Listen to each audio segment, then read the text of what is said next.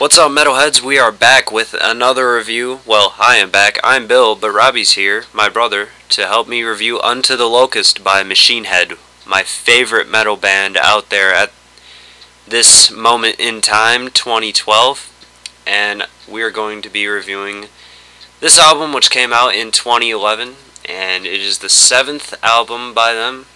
They recorded it at Green Day's Jingletown Studios, which is interesting enough because Machine Head is one of the heaviest bands that I've ever heard. Absolutely awesome. Formed in the early 90s out of Rob Flynn, who is the guitarist and lead singer for the band. Out of an old band of his called Violence. He brought some of the members along with him who have since departed from the band. The band goes Rob Flynn, co-lead guitar and vocals, Adam Deuce, bass, Phil Demmel on the lead guitar, and Dave McClain on the drums. That's the current lineup. So, yeah, thoughts on Unto the Locust, Robbie? I love Unto the Locust. Admittedly, I'm not into Machine Head yet as Bill, but listening to an album like Unto the Locust definitely makes that transition a little easier. The first album that I had heard from them was the Ashes and Empires one. Yes. Really good. Loved that one. And, I couldn't wait for this one to come out, and I wasn't disappointed. They're known for being very heavy, and, they're not afraid to make an 8-minute song. Yeah, they're very progressive. Yeah, just so that it's not a deal where they're trying to make music to appeal to the masses necessarily, as weird as that sounds. They're really doing it for them, is the way that it comes across to me. If it's an 8-minute song and it doesn't fit into radio, well, F them. Let's go. Yeah, this album, almost universally positive reviews, just looking at the Wikipedia page here. It's just an absolutely amazing album. The two albums before this, Machine Head had, before the two albums before this album, I know that's confusing, but trust me on this one. They're two prior albums. Whatever. Two of their albums in the late 90s, early 2000s, they were dismissed as being poser metal, new metal, because they were experimenting with different stuff. They were also going through some drug addiction things, at least Rob Flynn was, as I understand. And, after all that got straightened out, the band, they basically got their shit together and recorded a fantastic album called Through the Ashes of Empires, which Robbie was talking about. Great album. And then they recorded an even better album in 2007 called The Blackening, which is still my favorite record by this band, but Unto the Locust is like right below it, because this is an amazing album. And first track to come off the album before it was released actually was Locust. It was an advanced mix, which was recorded for a sampler for a festival. And really good song, but we'll talk about that later. Anyway, the first song on the CD is called I Am Hell. It's a pretty metal track name. And it's, in parentheses, the subtitle for it is called Sonata in C Sharp. They tune other songs to C Sharp or drop B on guitars, if you know what I'm talking about. And this song is split into 3 parts. One is called Sangre Sani, which is Italian for Blood Saint. Part 2 is I Am Hell, the main part of the song, and Part 3 is a little slower paced, and it's the end of the song called Ashes to the Sky, and it's 8 minutes and 25 seconds long. It's also 8 minutes and 25 seconds of blow your freaking face off. Yes. Sangre Sani is the chant that they're saying at the start of the song, if you didn't know that. It sort of builds up, takes almost a... If I remember right, I was looking down at it while I was watching it, just to see how long the build-up is to where they really start getting it, playing heavy and everything, and it's probably about a good solid minute of just slow build up to the explosion, which is the awesomeness that is Machine Head. I love the guitar. They just start belting out right away. It's a great introductory track. Just absolutely fantastic. Just kicks you in the ass from the start. Next song on the album is called Be Still and Know, and there's a little bit of an echoey, kind of distorted hammer-on pull-off guitar riff that starts off this song, very Iron Maiden reminiscent. You can definitely hear the influence in this song. It's a little more mid-tempo-ish kind of song, but it's still really, really heavy. And if I were to compare Machine Head to any more popular metal band, it would be Pantera. They have a really similar sound to them, except Pantera, the only thing that turns me off to them is their singer. But this isn't about Pantera, this is about Machine Head, and they have completely their own sound that they've carved out. But this is still a really good song. It's not my favorite song on the record by any means, but it's still really good. There's only 7 tracks on this CD too, but they're all of them above 5.5 minutes, so decent song. Yeah, I think it's a good transition song. That's what I sort of call them. Is, you know, you got this first song that just kicks you in the teeth right away, and then you've got a song that keeps it going but also tones it down, and then so that when Locust comes on, you're like, oh my god, this is awesome. It just gives you that effect. I like listening to an album from front to back, and you know, not having to skip, and Be Still and Know keeps that going for me. For sure. And track 3 is the aptly titled Locust. Basically, as I can tell from the lyrics for this song, it's about, you know, the plagues and Bible references and stuff like that.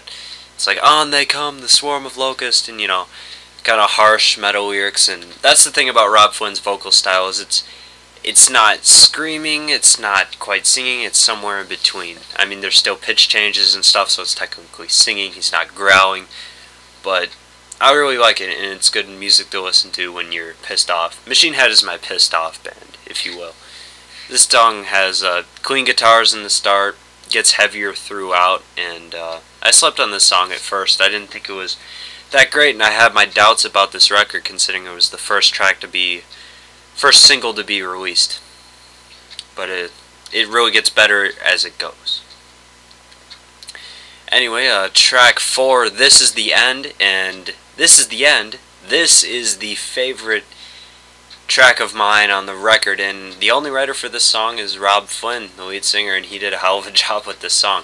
There's definitely some classical guitar influences on this record, and especially on the intro to this song, because Robb actually took classical guitar lessons in between the end of the tour for Blackening and the writing process for this record, and it definitely shows, because he really had to practice to get down the really fast picking and just overall fast pace of this song. And oh, by the way, when he plays it live, he's got to sometimes play faster and obviously sing while he's playing it. So it's absolutely amazing song.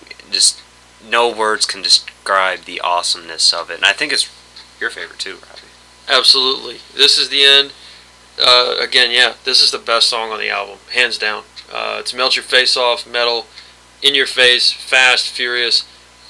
Nothing like listening to this song on a good day or a bad day, honestly. It's Bill's pissed off music. It's my pissed off or get motivated music. There's just something about this one that I keep coming back to. This Is the End and I Am Hell are probably my 2 favorites on the album. Agreed. Track 5 on the album is called Darkness Within, and that song is absolutely amazing. A lot of people don't like it because it's just, for the first half of the song, it's Robb with his acoustic guitar in hand, strumming away a simple chord melody, and singing, kind of crooning a little bit, a little Bob Dylan-esque kind of deal there. Boo! Oh, did I say that?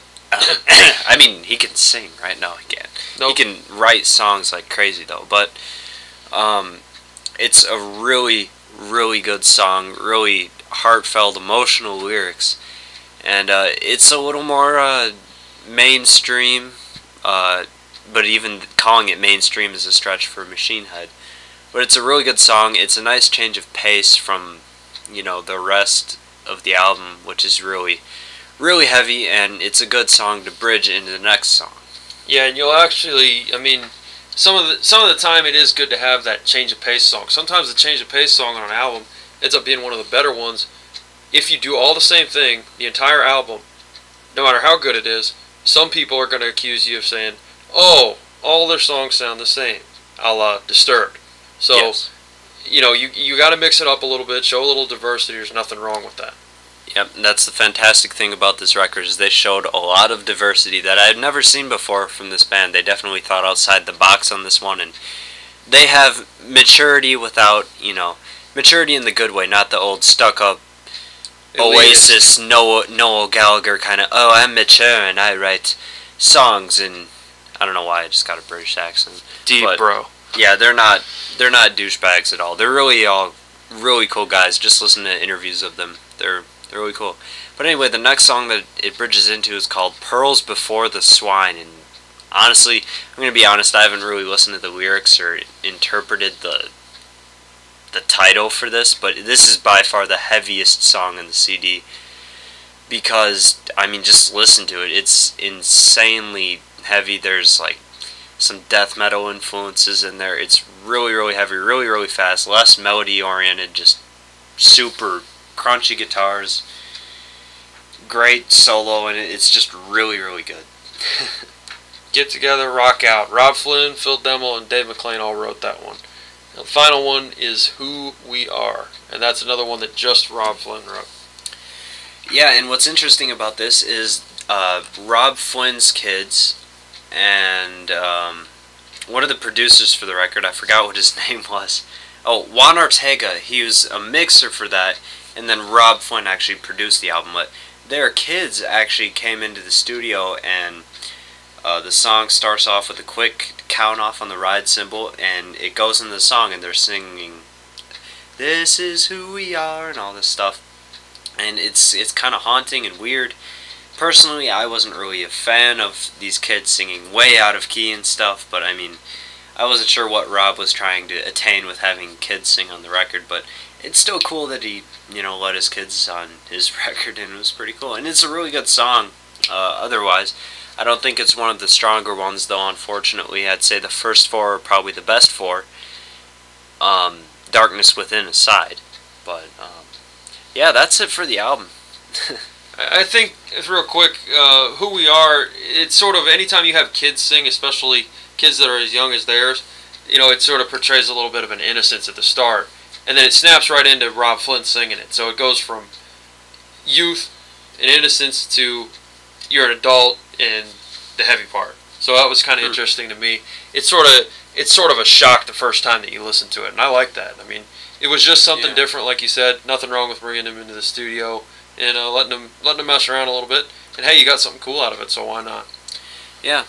So overall, Unto the Locust, not sure what kind of rating I would give it, but a lot of people are going to judge this album by the last album that Machine Head put out, and some people have even compared Machine Head's previous album, The Blackening, to Metallica's Master of Puppets, and that's like the holy grail of metal, if you want to call it that. So a lot of people are going to judge it based on what the last CD was, and that's honestly just not fair.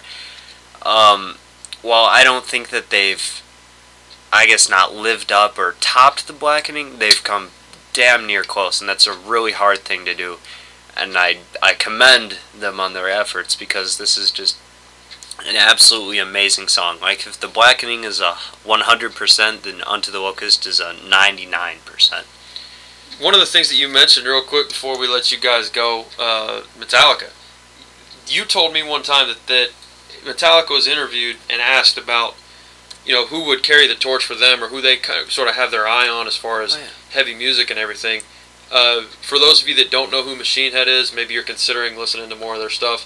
Metallica picked Machine Head as the people that they had their eyes on, as sort of, who they would pick to carry their torch after they were done. Yeah, I think Robbie pretty much said it there. They are the band that is carrying the torch of what metal is all about. It's not crabcore, or as I'd like to call it, crapcore, any of that, overplayed metalcore stuff that's on the radio and just people are passing off as metal, and it's not really metal. This is without a doubt a metal record, and it's a fantastic metal record, one of my favorites of 2011. And yeah, I give it probably a 4 out of 5. I would go ahead and agree with that. Bottom line, go listen to it. It's one of my favorite albums of 2011. There's a lot of heavy music that I listen to. I keep coming back to this album for some reason. Hope you enjoyed the video, guys. Subscribe, please, and stay tuned for more.